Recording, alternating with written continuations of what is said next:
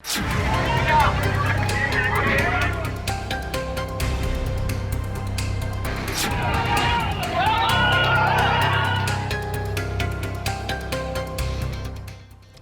में यूपी से आए उपद्रवियों ने पुलिस पर पथराव कर दिया, जिसमें कई पुलिसकर्मी घायल हो गए और अब इसमें सैकड़ों के खिलाफ मुकदमा दर्ज भी हो गया है। अभी रुड़की में इतना बवाल किस बात को लेकर हुआ और यूपी से कौन उपद्रवी आए थे, ये कौन है, ये पूरा मामला क्या कुछ है, आइए आपको हम बताते हैं। नमस्कार, आप देख रहे हैं आज का उत्तराखंड। मैं हूं आपके साथ सरिता तिवारी। घटना है 11 जून की रात की, जब रुड़की के बेलडा गांव में एक दलित युवक की मौत हो जाती है। हरिद्वार के जिलाधिकारी के मुताबिक युवक की मौत ट्रक के नीचे आने से हुई, जिसके बाद परिजनों ने गांव के ही कुछ लोगों पर हत्या का आरोप लगाया है। परिजनों का ये कहना था कि युवक को पहले पीटकर अधमरा कर दिया गया और बाद में उसके ऊपर ट्रैक्टर भी चढ़ाने की कोशिश की गई, जिससे कि उसकी मौत हो गई है। इसी मामले को लेकर सुबह से परिजन कोतवाली में डेरा डाले हुए थे और परिजन काफी आक्रोश में थे। मेरे चाचा का लड़का पंकज, जो वैशाली मंडप में काम करता था, कल रात 10:30-11 बजे के करीब वो घर जा रहा था बेलडा से। तो रास्ते में अमन पुत्र संजय, उसने रास्ते में ट्रैक्टर रोक रखा था और डीजे बजा रखा था। जैसे ही उसने उसको रास्ता देने के लिए कहा तो उसने जो है उसके ऊपर गाली गलौज और मारपीट शुरू कर दी और जाति सूचक शब्दों से भी उसको संबोधित किया कि साले चमार गिट्टल, तो अभी खड़ा रहे चुपचाप, फालतू बकवास मत कर। इस तरीके की जब उसने दोबारा रिक्वेस्ट की कि भाई मुझे जाने दे, तो दोबारा उस पर रोड से उसके सिर में हमला कर दिया और लात गुस्सों से, डंडों से, लाठी से उसको बहुत बुरी तरह से मारा। फिर बाद में उसके ऊपर ट्रैक्टर से भी इसको कुचल दिया। गांव बेलडा के हैं, दबंग प्रवृत्ति के लोग हैं, गरीब लोगों को सताने का काम उनका है। हमेशा से पहले से ही प्रवृत्ति उनकी ऐसी रही है। रोड जाति से है वो। दलितों पर जो है इस तरीके की घटनाएं हो रही है, खासकर बेलडा में तो लगातार हो रही है।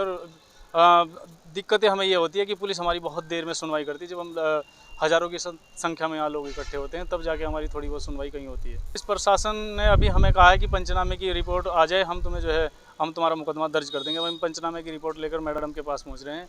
अभी देखते हैं हमारी रिपोर्ट दर्ज होती है या नहीं होती है। परिजन चाहते थे कि पुलिस 302 की धारा में मुकदमा लिखे, लेकिन पुलिस ने इनसे कहा कि 302 में मुकदमा दर्ज नहीं हो सकता है, सुसंगत धाराओं में ही मुकदमा दर्ज होगा। इनमें उस बात को लेकर परिजनों में रोष था, जिसके बाद इन्होंने कल शाम मृतक के शव को हाईवे पर रखकर हाईवे को जाम करने की काफी कोशिश की, जिस पर एसएसपी अजय सिंह के निर्देश पर कुछ कोतवाल ने उनको समझाने का प्रयास किया। इसके बाद परिजनों और ग्रामीणों ने वहीं पुलिस पर पथराव करना शुरू कर दिया और उसमें इंस्पेक्टर समेत कई पुलिसकर्मी घायल हो गए। जैसे ही एसएसपी और डीएम को इसकी सूचना मिली तो तुरंत भारी पुलिस फोर्स के साथ मौके पर पहुंचे और मोर्चा संभाला। अधिकारियों ने एक बार फिर से समझाया, लेकिन मृतक के परिजन समझने को तैयार ही नहीं हुए। वो इतने आक्रोश में थे कि उन्होंने फिर पुलिस पर पथराव करना शुरू कर दिया। इसके बाद पुलिस को कई राउंड आंसू गैस के गोले भी चलाने पड़े। पथराव में इंस्पेक्टर्स और एसओ समेत कई पुलिसकर्मी घायल हुए। पुलिस के सामने ही एक वाहन को कुछ उपद्रवियों ने आग के हवाले कर दिया। यहाँ तक कि एक घर में भी तोड़फोड़ कर डाली और कुछ लोगों के घायल होने की भी खबर है। डीएम और एसएसपी के बार-बार समझाने के बाद भी ग्रामीण समझने के लिए तैयार नहीं हो रहे थे। वे लगातार पुलिस पर पथराव कर रहे थे। घायलों का अब उपचार सरकारी अस्पताल में चल रहा है और गंभीर घायलों को हायर सेंटर रेफर कर दिया गया है। एसएसपी हरिद्वार अजय सिंह का यह कहना है कि दो पक्षों में विवाद का मामला है, जिसमें पुलिस ने उनको आश्वासन दे दिया था कि आरोपियों पर उचित कार्रवाई की जाएगी, लेकिन वो नहीं माने और उन्होंने शव को हाईवे पर रखकर हाईवे को जाम करने का प्रयास किया। पुलिस ने उन्हें रोका तो उन्होंने पुलिस कर्मियों पर पथराव कर दिया, जिसमें उन्होंने कहा कि हमारे दो दोस्त इंस्पेक्टर और एक सब इंस्पेक्टर और एक कांस्टेबल घायल हुआ है, जिनको हायर सेंटर रेफर कर दिया है। एसएसपी ने बताया कि गांव में आने के बाद हमने 1.5 से 2 घंटे ने समझाने का प्रयास किया, लेकिन इन्होंने एक नहीं सुनी।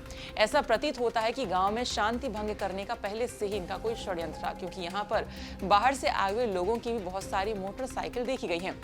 उन्होंने कहा कि उपद्रव करने वाले 2 दर्जन लोगों को हिरासत में ले लिया गया है और बाकी लोगों को चिन्हित किया जा रहा है और बाहर से जो लोग आए थे उनको भी चिन्हित कर हिरासत में लिया जा रहा है। एक्सीडेंट हुआ था और उस एक्सीडेंट को लेकर इसमें जो है तनाव बन गया था 2 पक्षों में, लेकिन इसमें पुलिस ने ये कहा था कि जो भी तहरीर है वो दे दी जाए, उसको इन्वेस्टिगेशन कर ली जाएगी। और क्योंकि डेड बॉडी को लाकर वो हाईवे पर जाम करने का प्रयास था या थाने पर लाकर रखने का था, उनको समझा बुझाकर हमारी एक टीम जो थी, जैसे हमारे इंस्पेक्टर थे, उनको गाँव लेकर आ रहे थे कि सब क्रिमेशन वगैरह करने के बाद जो भी कार्रवाई चाहते हैं वो हो जाएगी। लेकिन अचानक से कुछ लोग ने वहाँ पर पथराव किया, जिससे हमारे 2 इंस्पेक्टर, एक सब इंस्पेक्टर, एक कांस्टेबल घायल हो गए। उनको अस्पताल से रेफ़र कर दिया गया बागी हायर सेंटर के लिए। इसके बाद जब अन्य बल यहाँ पहुँचा तब भी 1.5 से 2 घंटे समझाने की कोशिश होती रही है, क्योंकि हमारा पहला उद्देश्य था कि शांति बनी रहे।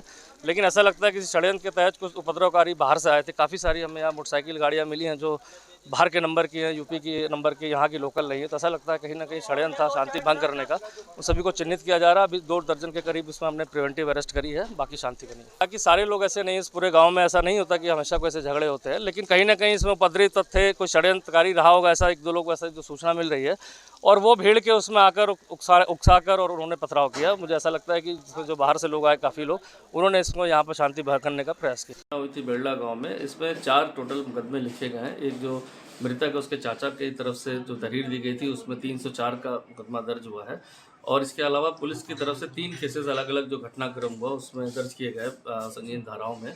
और इसमें 3 मुकदमे जो पुलिस के हैं उसमें अभी तक 13 लोग की गिरफ्तारी रात्रि में हो चुकी है, और 20 लोग जो है प्रिवेंटिव अरेस्ट जो वहाँ बलवा कर रहे थे उनकी प्रिवेंटिव अरेस्ट 151 में की गई। तो टोटल 33 लोग की गिरफ्तारी हो चुकी है। करीब 60 से 70 लोग इसमें नामजद अलग अलग मुकदमों में, जिसके लिए टीम लगाई गई है। बाकी शांति व्यवस्था बनी हुई है। मौके पर मजिस्ट्रेट और एसपी के निगरानी में जो है वहाँ पर पुलिस फोर्स नियुक्त किया गया है। ट्रैक्टर से किसी की डेथ हुई गांव में, तो उसी को लेके यहाँ पे रोज था। उनका कहना था कि 302 के तहत मुकदमा दर्ज होना चाहिए था। इसमें पुलिस ने बात की है, वार्ता की है, और उन्होंने कहा जो सुसंगत धाराएं हैं उसी में हम लोग अभियोग पंजीकृत कर सकते हैं, हम 302 में नहीं कर सकते। इसी बात को लेके इन लोगों ने पुलिस पे भी पथराव किया। हमारे 2 एसओ घायल हैं। फिर दोनों पक्षों में थोड़ा सा संघर्ष हुआ है यहाँ पे, और काफ़ी पत्थरबाजी एक पक्ष की ओर से हुआ है। तो उसमें लगता है कोई बाहर से भी लोग यहाँ पे आए हुए हैं, क्योंकि मोटरसाइकिलें जिस हिसाब से दिख रही हैं उस हिसाब से लग रहा है कि बाहर के लोग भी यहाँ पे 144 हम लोगों ने लागू कर दिया है। तो इस गांव की परिधि में जितने भी गांव आएंगे 10 किलोमीटर की परिधि में, तो उन सब में हमने 144 लगा दी है। फिलहाल पथराव मामले में सैकड़ों अज्ञात पर मुकदमा दर्ज कर लिया गया और 56 नामजद हैं। वहीं 14 उपद्रवियों को गिरफ्तार किया गया है। वहीं खड़ी ट्रॉली से टकराकर दुर्घटना में मृत व्यक्ति के परिजनों की तहरीर पर धारा 304 आईपीसी का मुकदमा दर्ज किया गया है। लेकिन अब सवाल ये उठता है कि क्या युवक ट्रक के नीचे आने से उसकी मौत हुई है, या उसके साथ पहले से मारपीट की गई और फिर ट्रक के नीचे हत्या करने के इरादे से फेंका गया है। और रुड़की में यूपी से कौन उपद्रवी आए थे, और क्या ये सब कुछ एक साजिश थी या कुछ और? पुलिस इसकी पड़ताल कर रही है। तो फिलहाल इसी के साथ आज का उत्तराखंड में इतना ही। बाकी खबरों के लिए आप देखते रहिए उत्तराखंड तक। नमस्कार।